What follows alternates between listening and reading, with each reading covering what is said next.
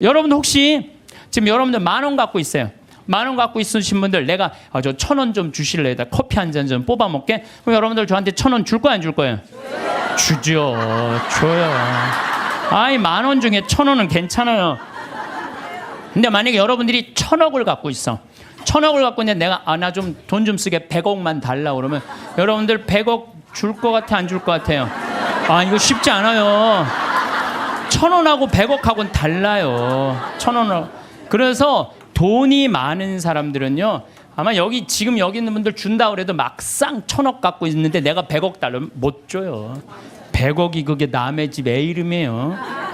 근데 나는 100억 필요 없어요. 근데 국가는 100억이 필요해요. 왜? 너 당신 대한민국을 상대해서 돈 벌었으니까 100억 주면은 이 100억 가지고 가난한 사람들 도와주겠다. 어려운 사람들 복지 이런 거 국가 문화재 이런 거 보호하겠다. 그러면은 좀 넓은 마음으로 내가 대한민국을 상대로 해서 돈을 벌었으면 내가 이 정도까지 은총을 받았으면 내가 100억 정도 내겠다. 이렇게 마음 먹으면은 아니 사람들이 존경하고 돈은 900억 남아있고 얼마나 좋아요.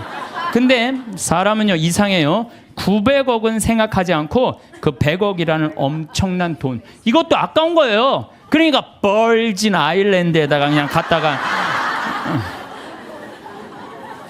우리나라 한 달에 한 300만 원 버는 사람들이 세금을 한 36만 원, 40만 원 정도 내요. 그냥 공식적으로 국가에. 근데 한 10억 버는 사람들은 1년에 한 3억 정도 내요. 물론 부자들이 많이 내요. 일반 평범한 우리 셀러리맨보다도 많이 내요. 근데 셀러리맨들은 떼어먹을 수가 없어요. 뭐 얼마를 떼어먹나요? 그걸 떼어먹어. 다 내요. 근데 이 돈 많은 사람들은요. 하여튼 우리가 이해할 수 없는 방법, 상상도 할 수 없는 방법으로 돈을 떼어먹어. 그러다 걸려갖고 감옥에 가는 거죠. 요즘 대한민국 교육을 보면은 저는 훌륭한 인격 쌓는 교육은 안 시키고 돈 쌓는 훈련만 시키는 것 같아요. 돈 버는 것만 가르치는 거예요. 돈 버는 법만 가르치고 돈을 제대로 의미 있게 쓰는 법을 안 가르치기 때문에 갑부가 돼도 단 한 푼도 나라를 위해서 어려운 이웃을 위해서 쓸 줄 모르는 분들 이런 분들을 뭐라고 그러냐면 졸부라고 그래. 졸부. 돈은 많은데 쓸 줄 모르는 사람들을 우리가 뭐라 그래? 졸부라. 졸부. 대부분은 안 그러시겠지만 금융가들, 재벌가들, 정치인들은 돈 쌓는 재미로 눈에 뵈는 게 없어요. 법도 그냥 눈에 안 보여. 그래갖고 정의라고는 찾아볼 길이 없고 정의로운 사회라는 인식 자체를 하지 않는 것 같아요. 왜 여러분들 자녀들한테 뭐라고 그래요? 돈이란 몰라도 되고 크면 자연히 알게 되는 것이라든지 돈 일찍 아는 건 아이답지도 순수하지도 못한 것이라고 말하는 거 잘못된 거예요. 돈의 가치를 정확하게 알려줘야 돼요. 돈은 소중한 거다. 돈은 우리 인생 살아가는데 꼭 필요한 거다. 그런데 어떻게 벌어야 된다? 정직하게 벌어야 된다. 이걸 가르쳐줘야지 황금보기를 돌같이 알아라 뭐 이런 얘기만 해야 되니까 나중에 그냥 이상하게 돈을 버는 거예요. 예. 우리는 자식들한테 사람은 돈이 있어야 무시당하지 않아. 돈을 벌어야 해. 돈 없으면 무시당하고 돈 있으면 감옥에도 안 가. 이런 돈에 대한 부정적인 생각을 가르치면 안 된다는 거예요. 너희들 하느님이 돈 많이 벌게 해주는 거 축복받은 거야. 근데 이 축복받은 돈으로 어떻게 써야 돼? 가난한 이웃을 도와줘야 돼. 그래야지 애들이 돈에 대해서 긍정적으로 가지요. 돈은 뭐 나쁜 거고 이 조그만 게 머리에 피도 안 마른 게 벌써부터 돈부터 알아가지고 아니에요. 유대인들은요 어렸을 때부터 경제관념을 가르친다는 거예요. 그러니까 걔네들이 1년에 미국에서 사는 아들이 이스라엘에 30억 달러씩 이 이스라엘 본국에 돈 주잖아요. 나라를 위해서 쓰는 거 아니에요. 나라를. 우리는 뭐 버진 아일랜드에 떼어먹고 있는데 미국 애들은요 유대인들은 무서워요. 1년에 30억 달러 국가에 갖다 줘요. 그러니까 그 이스라엘이 저기 모슬렘 6억 속에서 살아남는 거예요. 내가 강원도 사람이잖아요. 원주에 사시는 김영문이라는 분은 원주 근처 한 38개 복지시설에 이제까지 짜장면을 몇 개를 만들어줬냐면 72,000그릇을 만들어줬대.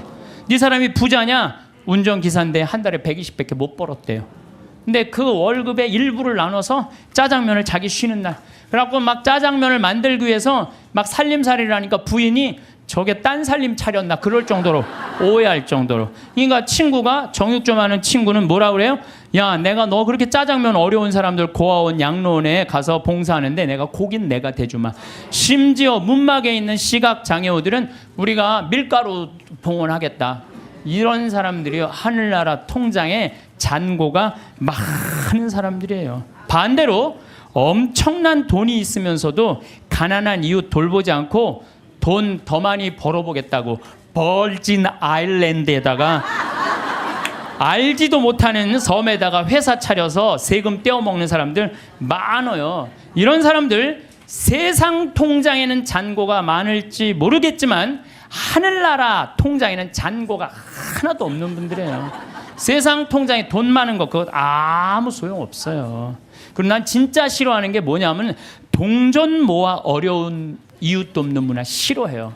물론 어린아이한테 동전을 모아갖고 어려운 이웃을 돕는 거 가르치는 거 좋아요.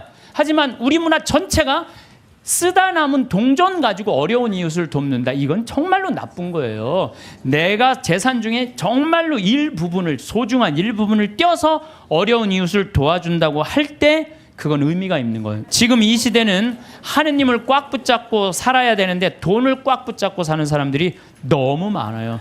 돈만 있으면 행복이 올 것 같은데 사실은 그렇지 않습니다. 돈이 오히려 불행으로 가는 지름길인 경우가 많아요. 돈 때문에 감옥에 가는 거지 돈 떼어먹느냐고 감옥에 가는 거지 가난한 사람들이 감옥에 가요.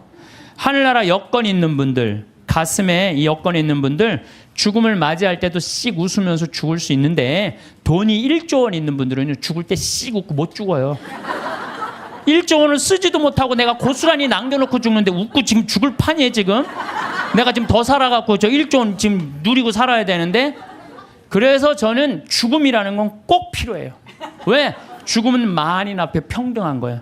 돈 없는 사람이나 돈 1조 원 있는 사람 죽음 앞에는요 아무리 1조를 들이대고 나 한 10년만 더 살게 해달라고 해도 죽을 땐 죽는 거예요. 죽을 땐. 그러니까 죽음이요 우리가 여러분들 죽는 게 억울할 것 같지만 가난한 사람들한테는 억울하지 않아요.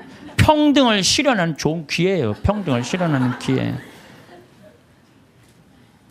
정말로 행복하게 죽을 수 있는 분들은 살아있는 동안 모아둔 돈 어려운 이웃 다 나눠주고 본인 먹고 싶은 거 먹고 가보고 싶은데 가보고 여행도 좀 다니고 100살 때 신바람 나게 살다가 죽을 때 통장에 500만 원만 남겨놓고 그냥 죽는 게 제일 행복한 사람이에요.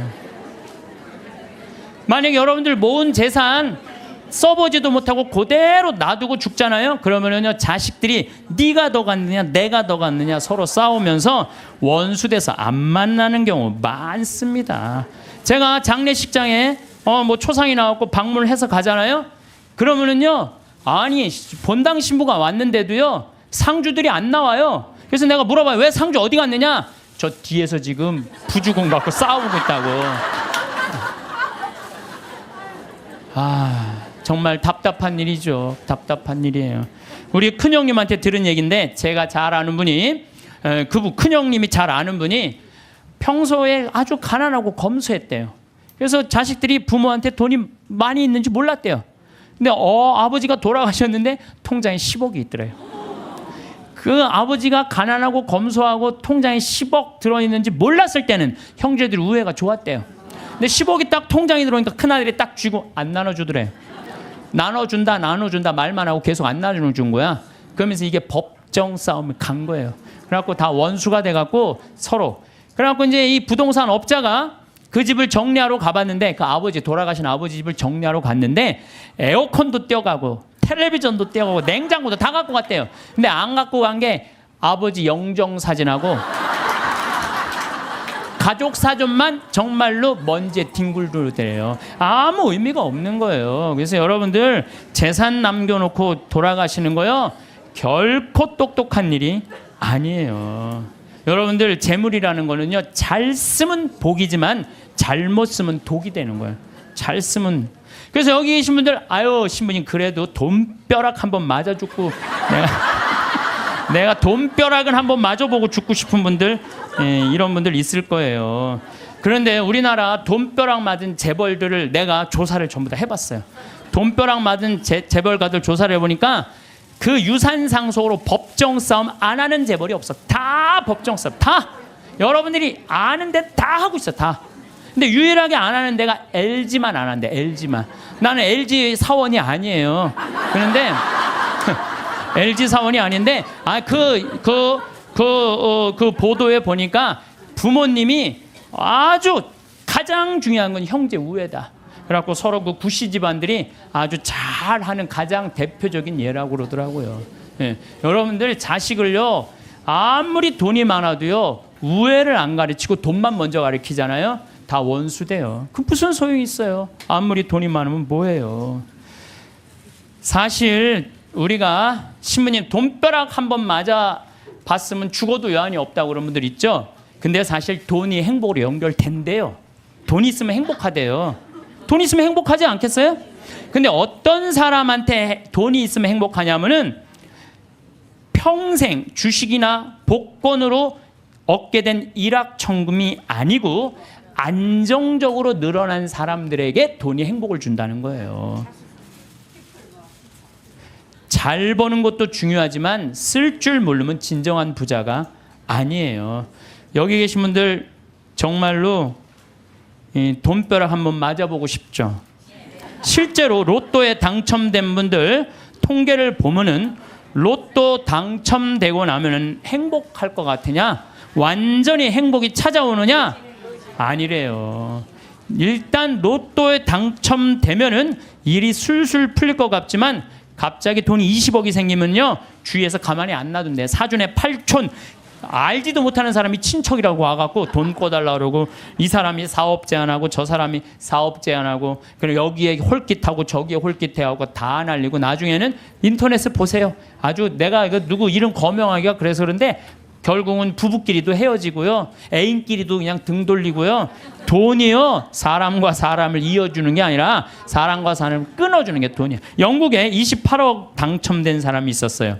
새집 최고급 승용차, 자녀는 호화 사립학교 보냈고 여기저기 사업 투자라는 손짓에 그냥 여기저기 사업들. 근데 그 쫄딱 망한 거예요. 그러니까 쫄딱 망하니까 같이 좋던 부인도 이혼하고 이 사람이 지금 통장에 얼마 남았냐면 10달러 남아있대. 10달러. 우리 돈으로 11,050원 정도 남아요. 11,000 한 500원 정도. 예. 돈 많으면 뭐예요? 쓸 줄 모르면 100억을 갖다 줘도요 순식간에 다 날려요. 이 로저라는 사람이 마지막 말이 이래요. 복권 당첨을 되돌아보면 독이 든 성배와 같다. 독이 든. 예. 그래서 부부는 로또 당첨되면 부부끼리 이혼하고. 그러니까 돈이 정직하게 버는 사람들은요 함부로 안 써요. 얼마나 소중하게 버는 건데 이걸 함부로 써요. 정말로 고민하고 쓰죠. 근데 순식간에 돈이 생긴 사람은요 헛헛해요. 그래갖고 술집에 가서 날리고 뭐 바람 피고 뭐 사업하고 그러다가 원래 상태보다도 더한 상태로 돌아가는 거죠. 물론 로또 당첨되고 잘 사는 사람도 의외로 많대요. 근데 이 사람들 근데 잘 사는 사람들은 싹 감춰갖고 잘 못 찾는데요. 근데 우리나라에 400억 로또 당첨된 분이 있어요. 경찰관인데. 근데 이분은요 얼마나 멋있느냐면은 자기 학교, 모교, 경찰서, 지역에 이 35억을 딱 기증을 한 거야. 그리고 난 다음에 공부를 한 거예요. 경영 공부를 하고 그러고 난 다음에 지금 중소기업을 아주 잘 운영을 하고 있대요. 이 사람은 400억을 운영할 수 있는 그릇이 된 사람이죠. 예. 그래서 돈벼락 맞은 사람들이 행복하게 사는 길은 뭐냐면 나누는 거예요. 나누는 거. 예. 나누면 이 사람이 생각이 건강해져요. 근데 거기다 돈 더 벌려고 그러고 떼돈을 벌으려고 그러면은 다 날리는 거지. 2010년 5월 강원랜드에 부부가 놀러를 갔어요. 면직 사업하는. 근데 이분이 얼마를 맞았느냐면 7억 6,680만 원을 맞은 거야.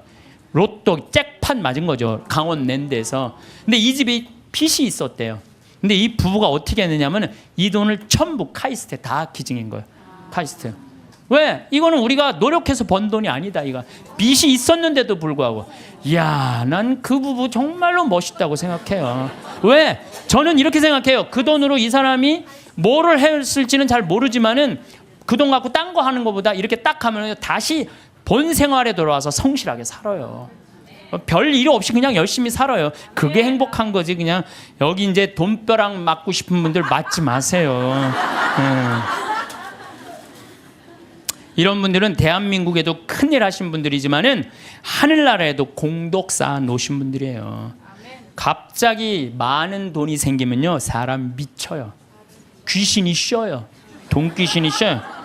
돈이 많다고 행복한 건 아니에요. 제가 아는 어느 분, 여기 내가 여기서 들은 얘기예요. 여기 우리 봉사자들한테 들은 얘기. 대기업 그 해외 지사 이제 지사장으로 갔대요. 근데 이쪽 기업에서 딱 와갖고 술을 들이다 저녁에 먹이고 재정 상태에 대해서 물었대요. 근데 이 사람은 술을 못 먹는 사람이래요. 근데 기업 회장들이 먹이니까 어떻게 먹고 정신이 혼란한 상태에서 제대로 대답을 못했대요. 본국으로 돌아가자마자 바로 해고를 당했대요. 해고를 당하고 저기 무슨 서해안 쪽에 횟집에 처형이 이제 그 하는 횟집에 이걸 서빙을 하고 있는 거야. 그 기가 막힌 해외 지사장이. 다른 사람들이 당신 그렇게 인맥도 넓고 능력도 있으니까 우리 회사 내가 스카우트 하겠다고. 그랬더니 이분이 하는 말이, 내가 왜 이 좋은 자리를 관두느냐고. 서비스 생각 하나도 안 해도 되고 남 속이도 안 와도 되고 이것만 날로 난 너무너무 행복하다. 난 지금 행복하다. 근데 이런 분들을 제가 많이 봐요. 막 큰 사업할 때보다 다 정리하고 욕심을 다 끊고 사니까 너무 행복하다는 분들 저는 정말로 많이 봅니다. 지금 제 강의를 듣는 분들 가운데서도 지금 쥐고 놓지 못하는 분들 많을 거야 지금. 지금 이거를 팔을까 말까 이거를 유지할까 말까 이런 분들 무지하게 많을 거예요. 놔보세요. 놔보면요 굉장히 편안해요. 그거 대도 안 되는 공장 운영하면서 매달 그냥 뭐 월급 마친다고 여기다 돈 끌고 저기다 평화로운 날이 하루도 없는 거야. 평화로운 날이. 싹 정리해보세요. 얼마나 마음이 편안한가. 뭘 그렇게 쥐려고 그러세요. 쥔다고 재물은 져지는 게 아니에요. 진다고 져지는 게 아닙니다. 재물은. 미국의 할리우드가 가장 성공한 사람들이 모여 사는데 거기가 우울증이 가장 많습니다. 구약 성서에 샘족은 9년 동안을 일하고 1년은 반드시 쉰대. 아무것도 안 하고. 그래서 저는 여기 계신 분들 남편이 뭐 한 20년 동안 하다가 구조조정 당해갖고 했어.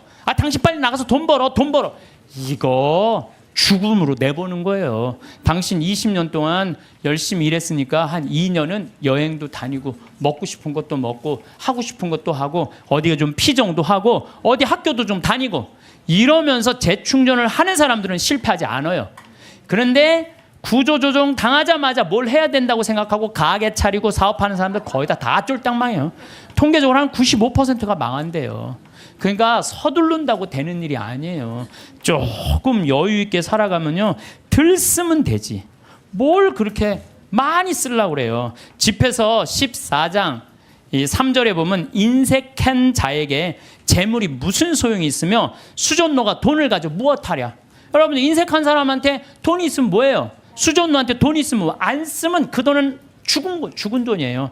돈은 나눠서 가질 게 없는 식구들이 훨씬 서로 아끼고 사랑할 수 있어요. 돈보다는 형제간의 우애를 더 중요시해서 이렇게 키우는 집안은 하느님 꽉 붙잡고 사는 집안이에요.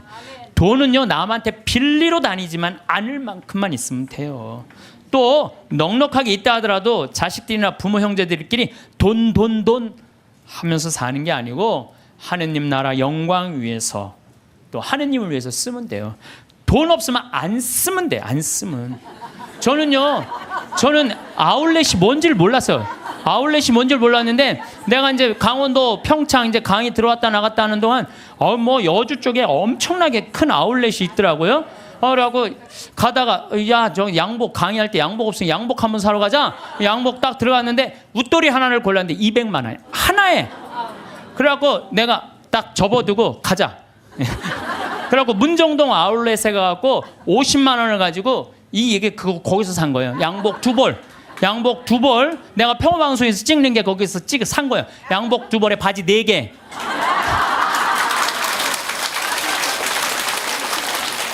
돈은요 없으면 안 쓰면 돼요.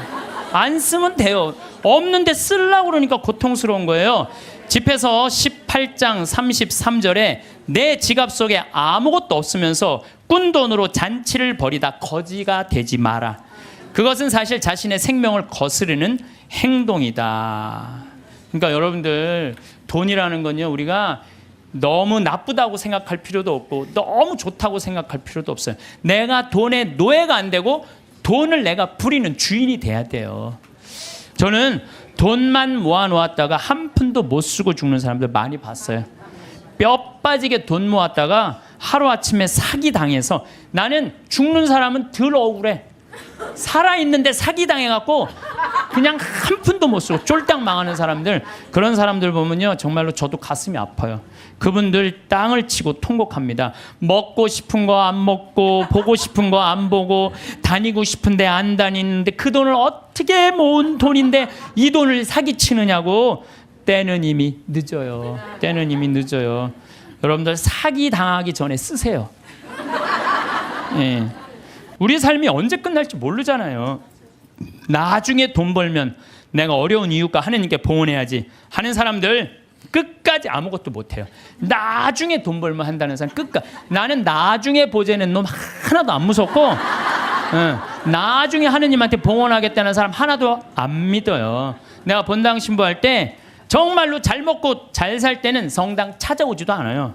근데 그냥 쫄딱 망하면 어디 하소연할 때도 없고 나한테 와서 그냥 하는 얘기가, 신부님 내가 이렇게 망할 줄 알았으면 성당에 신축금이라도 많이 해야 하는데 쫄딱 망하고 와갖고 그냥, 돈 있을 땐 눈에 뵈는 게 없는지 세상 무서울 것 없는 것처럼 거만하게 행동하다가 쫄딱 망하면 성당에 와서 나한테 그리고 이제 하소연하면서 더 화가 나는 게 돈 좀 꿔달라는 거. 돈 좀. 내가 돈이 어딨어요. 그리고 저는요, 신념이 뭐냐면 그 달에 번 건 그 달에 다 쓰자. 이게 내 신념이에요. 그러니까 나는 누가 와서 사기치려고 그래도 사기당할 돈이 없어요. 그 달에 번 건 그 달에 다 쓰는데 사기당할 돈이 어디 있어요. 여러분들, 나중에 돈 벌면은 어려운 사람 돕겠다는 사람, 이 생각하는 사람 아예 머릿속에서 지우세요. 여러분, 2006년에요 미국은요 기부금이 얼마가 나왔느냐면 3,000억 달러가 나왔어요. 2006년에. 근데 우리나라 2006년 총 수출액이 얼마인 줄 알아요? 3,255억 달러예요. 우리나라 전체 수출액하고 미국 사람들 기부액하고 똑같아요. 미국 사람들은요 저금 통장 모아갖고 이 동전 가지고 3,000억 달러 절대 못 모아요. 모으면요 빌 게이츠, 워런 베핏 이런 사람들은요 300억 달러, 600억 달러 탁탁 기증하는 거예요. 그러니까 자기 재산 다 기증하는 거예요. 그리고 자기 자식들한테는 1,000만 달러 정도 남겨두는 거예요. 우리 지금 대한민국 사회의 재벌가들이 뭐 1조 원 넘는 사람들이 28명이나 된대요. 그런 사람들이 1조 딱 내봐요. 정말로 이게 나라가 달라져. 질이 달라져, 질이.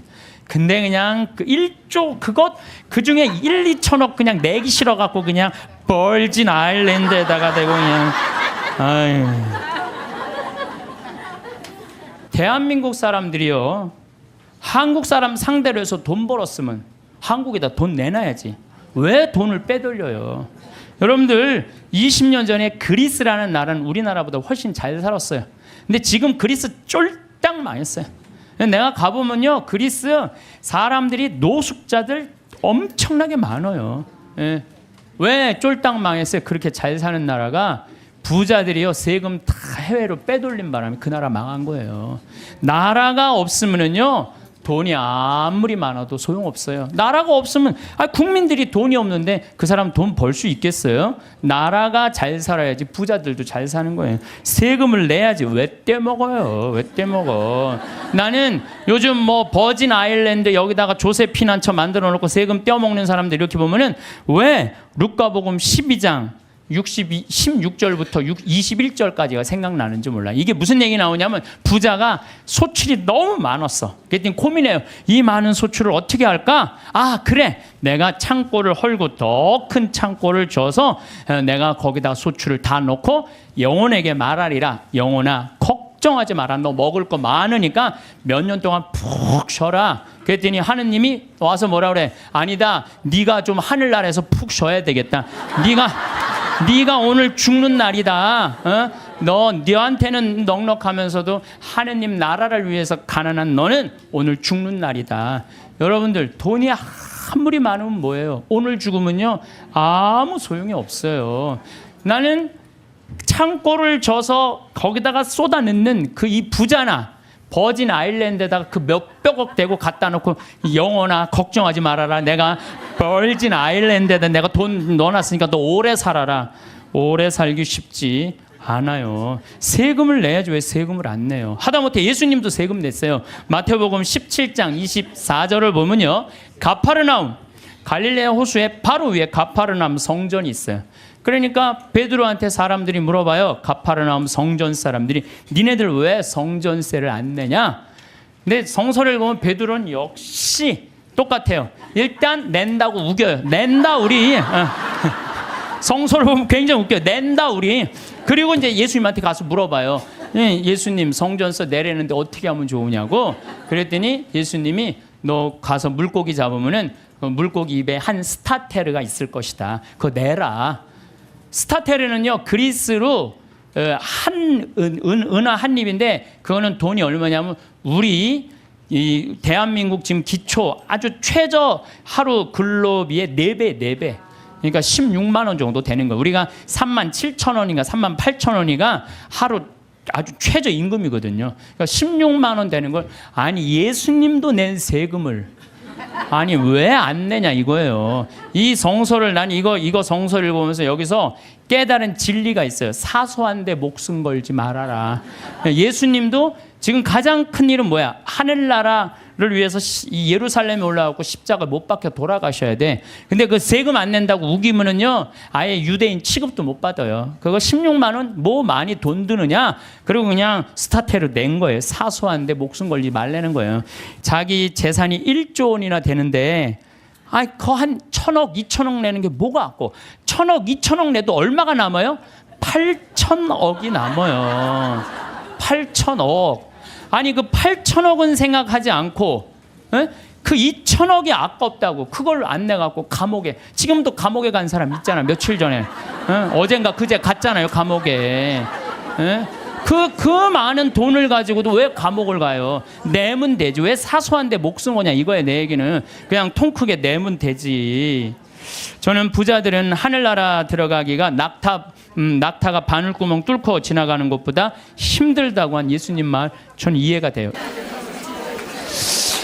우리가 미국 여행 갈 때 옛날에 지금은 안 그렇지만 은행 통장에 잔고가 얼마나 있느냐 뭐 3천만 원 5천만 원 있느냐에 따라서 여권 비자 발급 받는 게 쉬웠어요. 우리도 하늘나라 갈 때 하느님이 물어볼 거예요. 너 하늘나라 은행 통장에 잔고가 얼마나 있느냐. 여러분들 하늘나라 통장에 잔고가 얼마나 있어요? 여러분들 내가 이거 하늘나라에 저금하는 거야 라고 저금해둔 돈들, 내가 이거 하늘나라에 저금하는 거야 라는 마음으로 저금한 것들, 그 가끔 그런 거 있잖아요. 내가 어딜 도와줄 때 이게 좀 힘든 돈이야. 내가 1,000만 원 2,000만 원을 도와야 돼. 그래 내가 이거 하늘나라에 저금하는 거야. 탁 도와주는 액수가 여러분들 얼마나 돼요? 잔고에 하나도 없는 분들도 있을 수 있어요. 나를 위해서 쓰다 보니까 하늘나라에는 하나도 안 쌓을 수가 있어요. 마태복음 25장 보면은 이 마지막 날 최후의 심판 때 한쪽 오른쪽 양들은 오른쪽으로 염소는 왼쪽으로 갈라요. 그리고 예수님이 이렇게 말해요. 너희들은 내가 굶주렸을 때 먹을 것을 주었고 목말랐을 때 마실 것을 주었고 나그네 되었을 때 따뜻하게 맞아 주었고 헐벗었을 때 입을 것을 주었고 병들었을 때 돌보아 주었고 감옥에 갇혔을 때 찾아 주었다. 그러니까 오른쪽에 있는 양들이 그래. 언제 내가 그랬어요? 내 이웃 하나한테 해준 것이 곧 나에게 해준 것이다. 기가 막힌 말이죠. 우리 동학사상 1800년에 마지막에 그 동학사상 할 때 인내천 사상이라고 있죠. 사람 안에는 하늘이 있다. 우리 안에는 전부 다 하늘이 들어있다. 예수님은요 우리를 다 당신의 분신으로 생각했던 거야. 여기 있는 분들 전부 다 누구 분신이야? 예수님 분신이에요. 내가 언제 당신 목말랐을 때, 굶주렸을 때, 헐벗었을 때, 병들었을 때 언제 돌봐줬느냐? 내 이웃한테 해준 것이 곧 나에게 해준 것이다. 그러니까 여러분들 정말로 병들고 정말 아프고 헐벗고 가난한 이웃에게 해주는 건 곧 누구한테 해주는 거예요? 이거 통장 잔고 많은 거예요, 적은 거예요? 많은 분들이에요. 근데 왼쪽에 있는 염소들한테는 뭐라 그래? 너희는 내가 헐벗었을 때, 목말랐을 때, 굶주렸을 때, 병 들었을 때, 감옥에 갔을 때 한 번도 찾아온 적이 없다.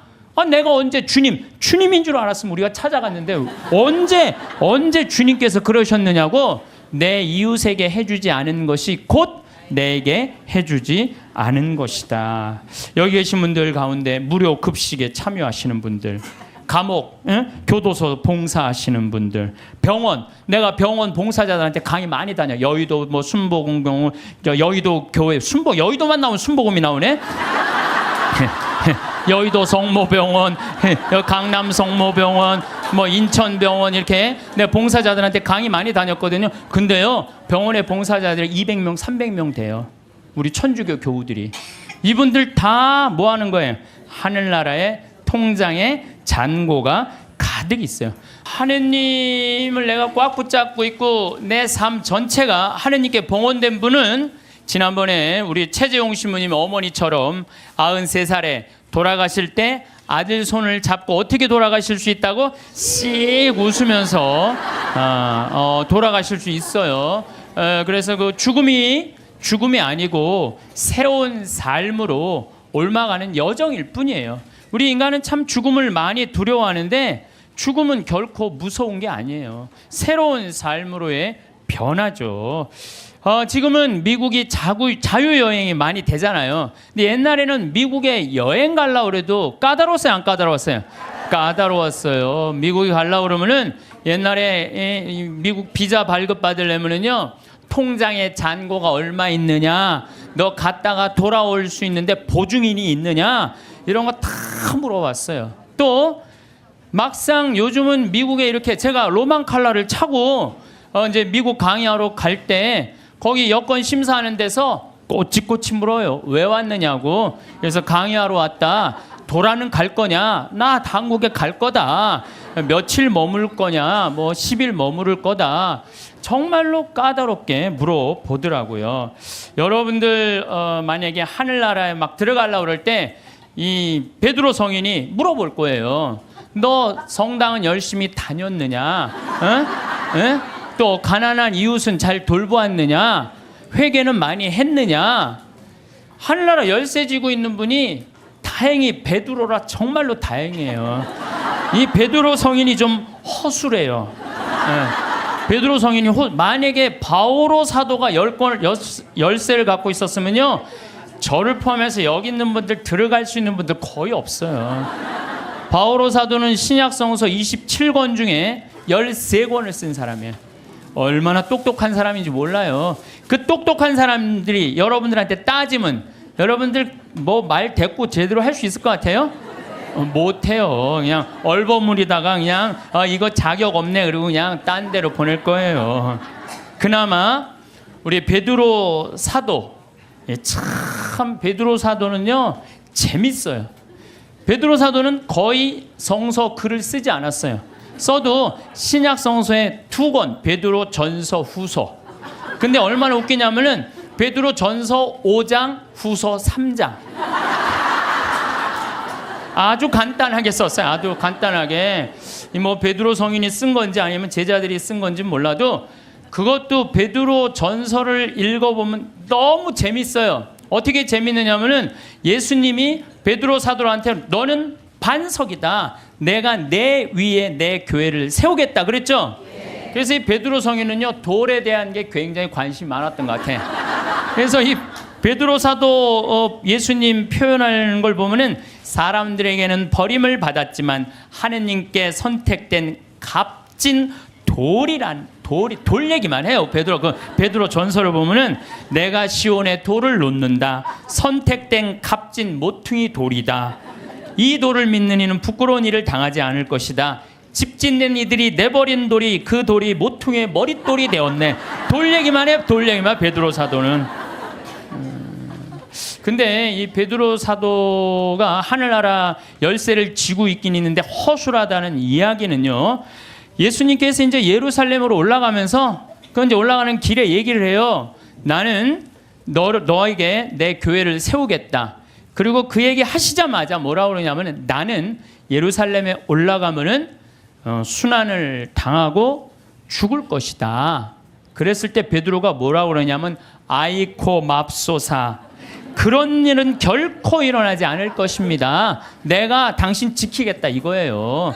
지금 예수님은 죽으러 올라가는데 베드로는 국무총리 되려고 올라가는 거예요. 지금 예수님 생각하고 베드로 생각하고 완전히 달라요. 베드로는 하늘나라를 이해하지도 못했어요. 그러니까 이런 말을 하는 거예요. 아이쿠 맙소사, 주님 그런 일은 결코 일어나지 않을 것입니다. 그러니까 예수님이 바로 뭐라고 그러냐면은 사탄아 내게서 물러가라, 너는 나에게 걸림돌이다. 돌 얘기 많이 나오죠. 너는 나한테 걸림돌이다. 너는 하느님의 일은 생각하지 않고 사람의 일만 생각하는구나. 예수님은 하느님의 일로 인류를 구원하시기 위해 십자가에 못 박혀 돌아가시려고 그러는데 베드로는 뭐 하려고 올라간 거예요? 국무총리 하러 올라. 근데 국무총리 왕이 돼야지 국무총리 될 거 아니에요. 근데 죽는다니까 아이쿠 맙소사, 결코 주님 그런 일은 일어나지 않을 것입니다. 그러니까 예수님 뭐라 그래요? 사탄아 내게서 물러가라. 너는 하느님의 일은 생각하지 않고 사람의 일, 국무총리 될 일만 생각하는구나. 예수님이 또 그래도 그렇지. 바로 전에 내가 내 위에 내 교회를 세우겠다 그러다가 또 바로 사탄아 물러가라 그냥. 예수님 믿는 거 쉽지 않아요. 예수님 아주 당황스러운 일들을 너무 많이 하셔갖고, 베드로는 예수님이 붙잡히니까 3번이나 예수님을 배반해요. 3번이나. 이제 예수님 붙잡히고 다른 제자들은 그래도 다 도망가도 그래도 베드로가 그 12 중에 나요. 그래도 예수님 따라가고 어떻게 되나 지켜보려고 따라갔어요. 그러니까 그 종이 뭐라 그래요? 당신도 그 갈릴레아 예수랑 같이 다니는 사람이군요. 그러니까 이 베드로가 뭐라 그래요? 이 여자가 무슨 말을 하는지, 이 여자가 지금 무슨 말을 하는지 모르겠네 이래요. 근데 당신 정말 그 사람하고 있었는데 그랬더니 나는 그 사람을 알지 못하오 그래요. 참, 이 베드로가 할 일이에요? 예수님하고 정말로 내 위에 내 교회를 세운다 그러고 정말로 주님 그런 일은 내가 보호하겠습니다 막 이런 사람인데 나는 그 사람을 알지 못하오. 그러니까 3번째로 확실히 당신 그 사람 예수 그리스도와 예수와 같이 다니던 사람 맞는데, 그러니까 베드로는 이렇게 얘기해요. 내가 내 말이 거짓말이라면 1000벌이라도 받겠다고 맹세하면서 나는 그 사람을 모르고 그래요. 아주 배신을 해도 확실히 해요. 확실히. 얼버무리고 한 게 아니라 확실히 배신을 해요. 예수님 배반 3번 했죠. 따라가는 이유도 몰랐죠. 그리고 베드로는요 냉담 생활도 해요. 어떻게 냉담 생활을 하냐면 예수님 십자가 못 박혀 돌아가셨어요. 돌아가시니까 베드로가 뭐라고 그러냐면 나는 물고기 잡으러 간다 그래요. 물고기 잡으러 간다는 얘기는 뭐야? 내가 예수님 따라다니기 전 생활로 돌아간다는 거예요. 이게 냉담이지 뭐예요? 냉담. 지금 수제자라는 사람이 그래갖고 가서 물고기 잡아요. 그때 예수님이 나타나잖아요. 많이 잡았느냐. 그러니까 그 기간 동안 냉담한 거 냉담. 그러니까 짧게 냉담까지 한 사람이 냉담까지. 그런 사람이 하늘나라 여권 심사한다고 이렇게 서 있는 거예요. 자, 여러분들 가갖고 따질만해 안 따질만해요? 따질만해요. 당신은 냉담한 적 없냐? 당신은 배반한 적 없냐? 당신 예수님 딴 생각으로 따라다닌 적 없냐? 대충 따지면 베드로가 눈 깔고 그래 나도 그런 적이 있었지 들어가. 그래서 나는 예수님께서 베드로한테 하늘나라 열쇠 준 것에 대해서는 굉장히 희망적이에요. 왜? 그 실수투성인 그 베드로한테 열쇠를 줬다는 것은 우리들도 실수투성이에요. 저나 여러분이나 인생 살다 보면 흠없는 사람들이 있어요? 흠투성이에요. 그런데 그 기가 막힌 배반까지 한 베드로, 냉담 생활까지 한 베드로를 하늘나라에 열쇠를 주고 그 위에 교회를 세운 하느님은 얼마나 마음이 넓으시겠어요? 그렇지 않겠어요? 네. 그러니까 여러분들이 정말로 회개하고 믿기만 한다면 하느님이 여러분들한테 하늘나라 아주 활짝 문 열어놓고 기다리고 계실 거예요.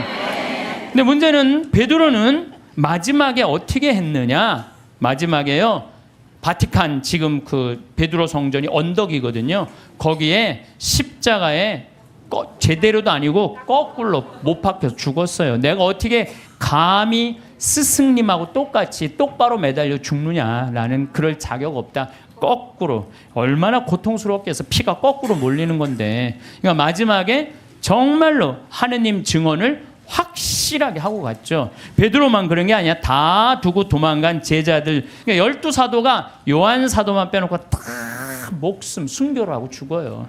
그래서 이 사도들이 예수님 따라다니다가 배신도 하고 자기네들끼리 누가 높냐 싸우기도 하고 뭐 어쨌든 속을 많이 썩였지만 마지막은 어떻게 죽었어요?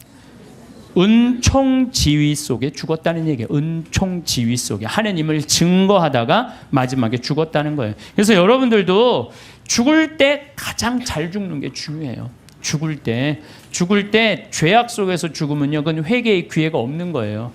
항상 기도할 때 내가 죽을 때 잘 죽을 수 있도록 주님 저를 도와주십시오라고 여러분 항상 기도해야 돼. 그래갖고 항상 죽음을 잘 맞이할 수 있도록, 그래서 늘 주님을 증거하고 주님 속에서 살아갈 때, 돌아가실 때 씩 웃으면서 죽을 수 있다는 얘기죠.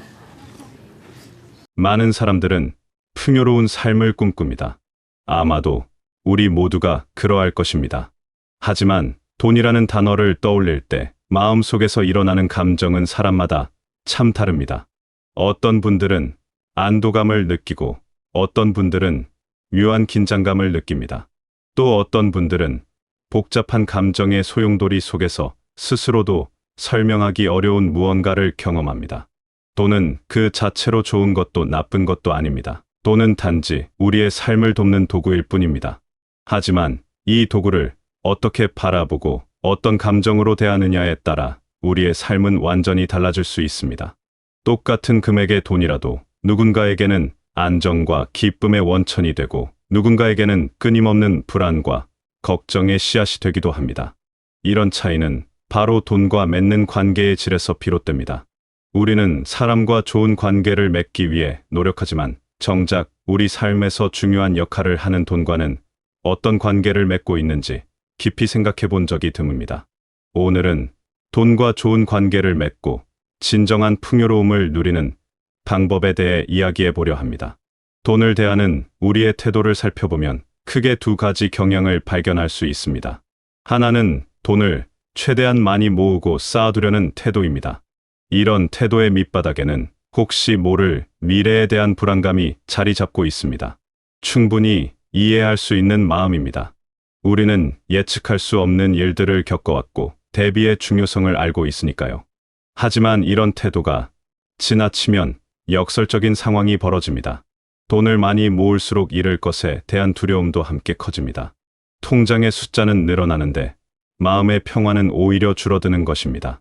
마치 물을 가득 담은 항아리를 조심스럽게 들고 가는 사람처럼 긴장하며 살게 됩니다. 이것이 과연 우리가 원했던 풍요로운 삶은 아닐 것입니다. 다른 하나는 돈을 너무 쉽게 써버리는 태도입니다. 순간의 즐거움이나 충동적인 욕구를 따라 돈을 사용하고 나면 일시적인 만족감은 느낄 수 있지만 곧 후회와 허탈함이 찾아옵니다. 이런 방식 역시 돈과 건강한 관계를 맺고 있다고 보기 어렵습니다. 돈은 손가락 사이로 빠져나가고 정작 삶에 의미 있는 변화는 일어나지 않습니다. 그렇다면 우리에게 필요한 것은 돈을 흘려보내는 즐거움을 아는 것입니다.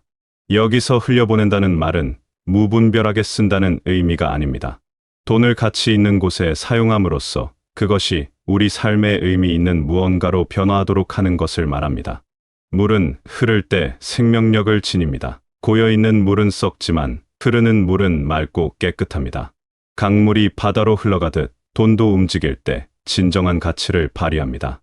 돈을 단지 쌓아두기만 하면 그것은 숫자에 불과합니다. 하지만 그 돈으로 우리 자신을 성장시키는 배움의 기회를 얻거나 소중한 사람들과 함께하는 시간을 만들거나 새로운 경험을 할 때 그 돈은 뒤로서 살아 움직이는 에너지가 됩니다. 맛있는 음식을 함께 나누는 자리를 마련하는데 돈을 사용했다고 생각해 봅시다. 그 순간 돈은 단순히 사라지는 것이 아닙니다. 그것은 웃음과 대화와 따뜻한 마음의 교류로 변화합니다. 그 자리에서 나눈 이야기와 함께 느낀 행복은 오랫동안 우리 마음속에 남아 삶을 풍요롭게 만듭니다. 이것이 바로 돈을 흘려보내는 즐거움입니다. 또 다른 예를 들어보겠습니다. 건강을 위해 좋은 음식을 먹고 적절한 운동을 하는데 돈을 사용한다면 그 돈은 우리 몸의 건강으로 전환됩니다. 건강한 몸은 우리에게 활력을 주고 더 많은 것을 누릴 수 있는 기반이 됩니다. 새로운 취미를 배우는데 돈을 쓴다면 그 돈은 우리의 재능과 즐거움으로 바뀝니다. 집안을 편안하게 꾸미는데 돈을 투자한다면 그 돈은 매일매일의 평화로운 시간으로 돌아옵니다. 이렇게 돈을 흘려보낼 때 우리는 단순히 돈을 잃는 것이 아니라 그것을 더 가치 있는 형태로 변환시키는 것입니다. 이런 경험이 쌓이면 돈을 쓰는 것에 대한 두려움이나 죄책감이 줄어들고 대신 기쁨과 만족감이 자리 잡게 됩니다. 또한 돈을 통해 기쁨을 순환시킬 수 있습니다. 돈과 좋은 관계를 맺는다는 것은 돈을 긍정적인 감정과 연결하는 것입니다. 우리가 누군가에게 작은 선물을 하거나 감사의 마음을 표현할 때 돈을 사용한다면 그 돈은 기쁨과 감사의 매개체가 됩니다. 이렇게 돈을 쓸 때 우리는 단지 물질을 교환하는 것이 아니라 마음을 나누는 것입니다. 받는 사람은 물론이고 주는 사람의 마음에도 따뜻한 온기가 퍼집니다. 이런 방식으로 돈을 사용하면 돈에 대한 우리의 감정도 점차 변화합니다. 돈이 불안의 대상이 아니라 기쁨을 전하는 수단이 되는 것입니다. 더 나아가 돈을 통해 순환되는 긍정적인 에너지는 결국 우리에게 돌아옵니다. 이것은 신비로운 이야기가 아니라 삶의 자연스러운 원리입니다. 우리가 세상을 향해 선한 마음을 내보낼 때 세상도 우리를 향해 문을 엽니다. 돈을 긍정적인 방식으로 사용하는 사람 주변에는 자연스럽게 좋은 기회와 인연이 모여듭니다. 가족을 위해 정성껏 준비한 식사 자리에서 모두가 함께 웃고 즐거워하는 모습을 봅니다. 그 순간 사용한 돈은 결코 아깝지 않습니다. 오히려 그보다 훨씬 더 큰 가치를 만들어냈다고 느끼게 됩니다. 어려운 이웃을 도울 때 쓴 돈 역시 우리 마음에 깊은 보람과 따뜻함을 남깁니다. 이런 경험들이 쌓이면 돈은 우리에게 부담이 아니라 삶을 더욱 풍성하게 만드는 친구가 됩니다. 돈과 좋은 관계를 맺기 위해 꼭 기억해야 할 것이 있습니다. 돈을 목적이 아닌 수단으로 대하는 것입니다. 이 둘의 차이는 매우 큽니다. 돈을 버는 것 자체가 삶의 목적이 되면 우리는 쉽게 지칩니다. 아무리 많은 돈을 벌어도 만족하기 어렵습니다. 돈의 액수에는 끝이 없기 때문입니다. 항상 더 많이 벌어야 한다는 압박감 속에서 살게 되고 현재의 행복을 누리지 못합니다. 이런 상태에서는 통장의 숫자가 아무리 커져도 마음은 가난합니다. 하지만 돈을 수단으로 바라보면 상황이 완전히 달라집니다. 내가 원하는 삶은 무엇인가를 먼저 생각해 봅니다. 나의 행복은 어디에 있는가를 찾아봅니다. 가족의 편안함을 위해 무엇이 필요한가를 살펴봅니다. 나는 어떤 새로운 도전을 하고 싶은가를 고민해 봅니다. 이런 것들을 먼저 정하고 그것을 이루기 위한 수단으로 돈을 바라볼 때 우리는 돈을 훨씬 더 현명하고 기분 좋게 사용할 수 있습니다.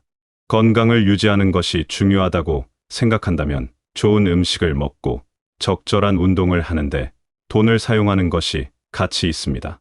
새로운 것을 배우고 싶다면 그것을 위해 돈을 쓰는 것이 의미 있습니다. 마음의 평화가 필요하다면 편안한 환경을 만드는데 돈을 투자하는 것이 현명합니다. 소중한 사람들과 좋은 시간을 보내고 싶다면 그들과 함께할 수 있는 기회를 만드는데 돈을 쓰는 것이 바람직합니다. 이렇게 명확한 목적을 가지고 돈을 사용하면 돈을 쓴 후에도 후회가 아니라 만족감이 남습니다. 돈이 나의 삶을 실제로 더 나은 방향으로 움직이게 했다는 것을 느끼기 때문입니다. 이런 경험이 쌓이면 돈에 대한 우리의 태도는 더욱 건강해지고 돈과의 관계도 좋아집니다. 반대로 목적 없이 돈을 쓰거나 남들이 좋다고 하니까 따라서 쓰거나 충동적으로 쓰면 나중에 허전함이 남습니다. 정작 내게 필요한 것에는 돈을 쓰지 못하고 불필요한 것에 돈을 쓴 것 같은 느낌이 듭니다. 이런 경험이 반복되면 돈을 쓸 때마다 불안하고 돈과의 관계도 나빠집니다. 돈과 좋은 관계를 맺기 위해서는 돈에 대한 감사의 마음도 중요합니다. 우리는 종종 가지지 못한 것에 대해서는 많이 생각하지만 이미 가지고 있는 것에 대해서는 당연하게 여깁니다. 돈도 마찬가지입니다. 지금 여러분의 지갑 안에 있는 돈은 단순히 그냥 생긴 것이 아닙니다. 그것은 여러분이 무언가를 해내고 누군가에게 가치를 제공한 결과입니다. 여러분의 노력과 시간과 재능이 돈이라는 형태로 돌아온 것입니다. 이것은 감사할 일입니다. 또한 그 돈은 우리에게 선택의 자유를 줍니다. 원하는 것을 살 수 있고, 필요한 것을 얻을 수 있고, 하고 싶은 것을 할 수 있게 해줍니다. 이런 자유는 결코 작은 것이 아닙니다. 돈이 있기에 우리는 많은 가능성을 현실로 만들 수 있습니다. 돈에 감사하는 마음을 가지면 돈을 대하는 태도가 달라집니다. 돈을 함부로 쓰지 않게 되고 동시에 돈을 지나치게 움켜쥐지도 않게 됩니다.